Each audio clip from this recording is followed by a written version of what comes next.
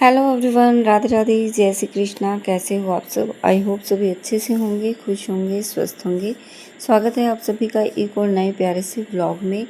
दिन है सोमवार का, तारीख है 25 अगस्त और सुबह सुबह का टाइम है 6 बजे का। तो आप देख सकते हैं बाहर, मैंने अभी आप सबको दिखाया कि बारिश हो रही है। सारी रात से ही बारिश हो रही है।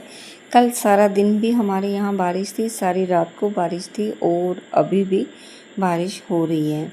तो सुबह मैं उठी थी, जैसे 4 बजे उठती हूँ मैं, तो 4 बजे उठ गई थी मैं।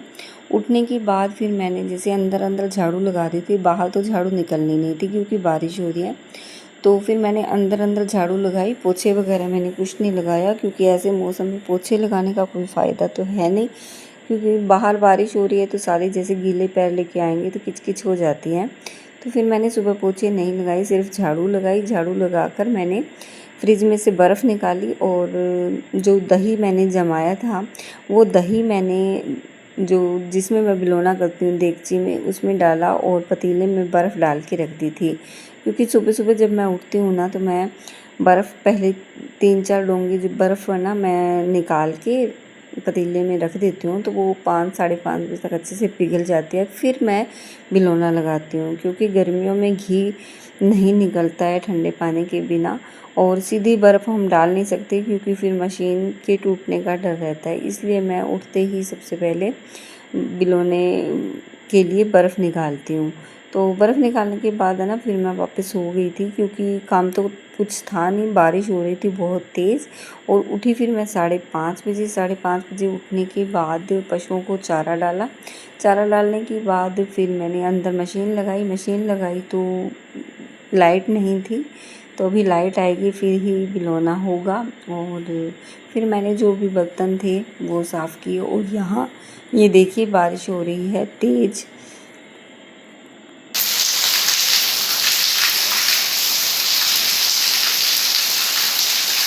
तो अभी टाइम हो गया है लगभग 7:15 का और दूध निकालने के लिए भी भाई जी आ गए थे। 7 बजे बारिश रुकी थी, उसके बाद वो आए हैं और फिर उन्होंने दूध निकाला। और तब तक मैं चली गई थी नहाने, नहा कर आ गई हूँ और अभी मैं बना रही हूँ चाय। तो उनके लिए भी चाय बना रही हूँ और साथ में मेरे लिए, सौरभ के लिए भी मैं चाय बना रही हूँ। क्योंकि सौरभ से मैंने पूछा था भी वो चाय पिएगा या जूस पिएगा, तो आज मौसम कुछ ठंडा है तो उसने कहा भी मम्मा मैं चाय पीऊँगा। तो फिर हमने भी सबके लिए चाय बना ली है। और उसके लिए बनाऊँगा मैं परांठा क्योंकि वो चाय के साथ परांठा लेगा। और गुड्डू के पापा ने बिस्किट लिए हैं और मैं भी परांठा ही लूँगी। तो बस अभी दूध निकाल दिया है तो दूध गर्म होने के लिए रख दूँगी, तो धीमी धीमी आंच पर दूध भी अपना पकता रहेगा। और दूध काफ़ी टाइम तक पकाती हूँ मैं, क्योंकि काफ़ी टाइम तक जैसे धीमी धीमी आंच पर दूध पकता है ना तो मलाई अच्छी आ जाती है और घी भी अच्छा निकलता है। वैसे तो हारी में जैसे अगर हम दूध रखते हैं तो उसमें सारा दिन दूध पकता रहता है तो घी अच्छा आता है, लेकिन वो मेरे पास है नहीं तो मैं तो गैस पर ही दूध पकाती हूँ।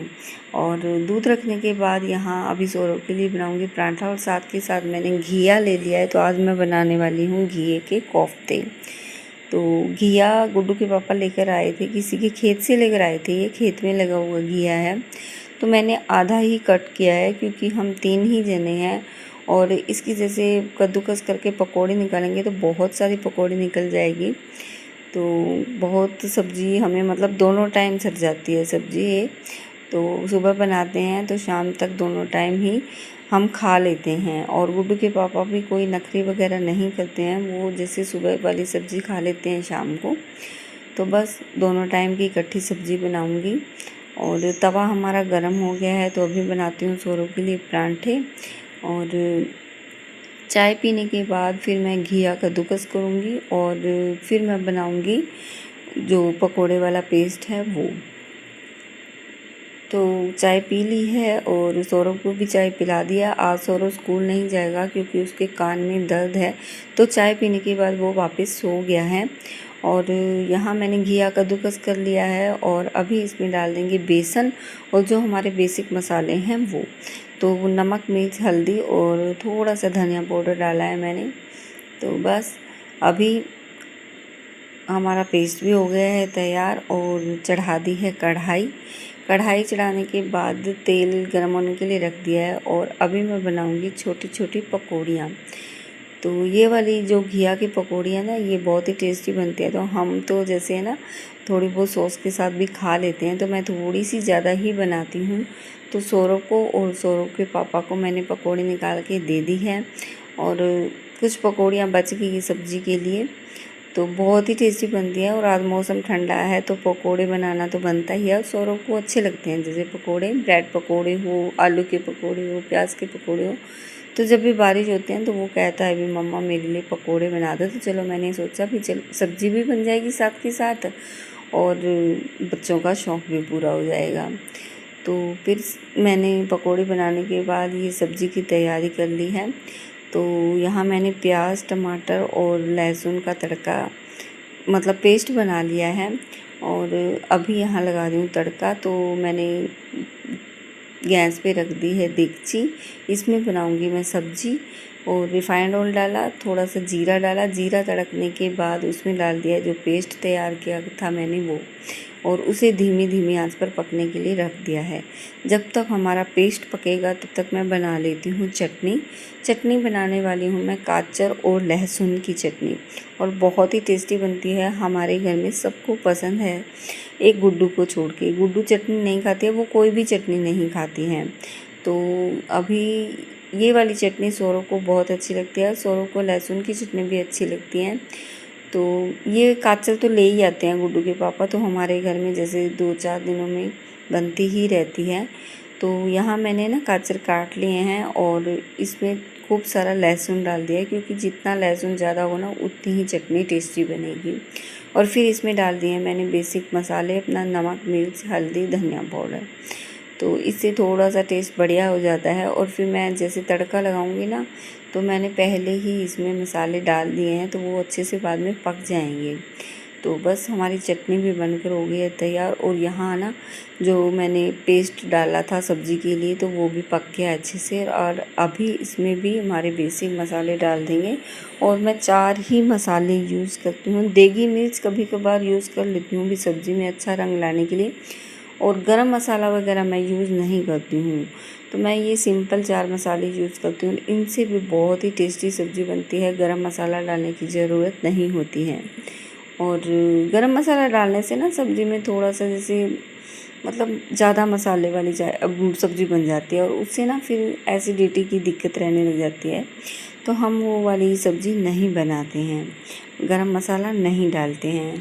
तो बस यहाँ ना जब तक हमारा मसाला तैयार हुआ तब तक मैंने बर्तन भी साफ़ कर लिए थे। और साथ में ना जो मतलब तेल बच गया था पकोड़े वाला, उसे भी मैंने बोतल में डाल के रख दिया है। तो जब भी मैं पकोड़े वगैरह बनाती हूँ तो सबसे पहले वो वाला तेल यूज़ करती हूँ, नया तेल यूज़ नहीं करती हूँ। जब वो तेल ख़त्म हो जाता है उसके बाद नया तेल यूज़ करते हैं।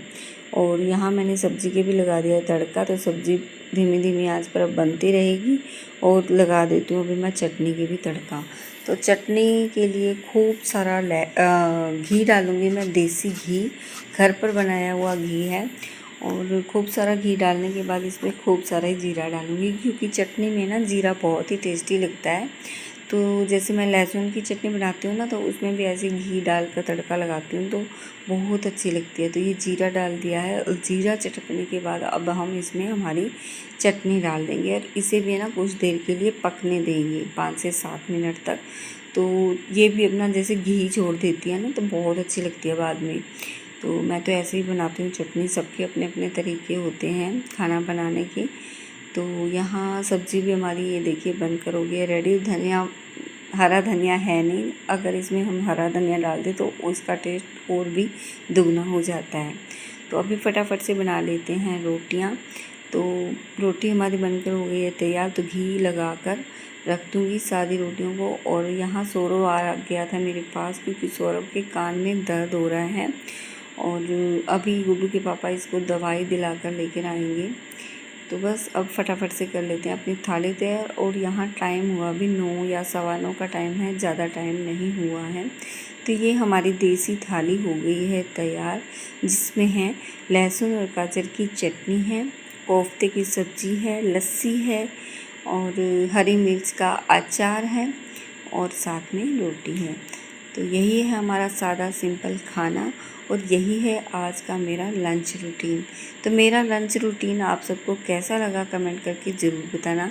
मेरे चैनल पर नए हैं तो चैनल को सब्सक्राइब करना, वीडियो को लाइक करना, ज़्यादा से ज़्यादा शेयर करना। और हाँ, अगर मेरी मतलब एडिटिंग में या मेरे वॉइस ओवर में थोड़ी बहुत कोई गलती हो जाती है तो प्लीज़ उसे इग्नोर करना।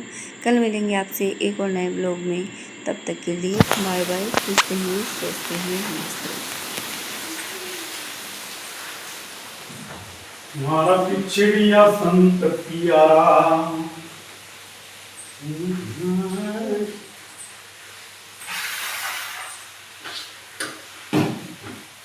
वाह।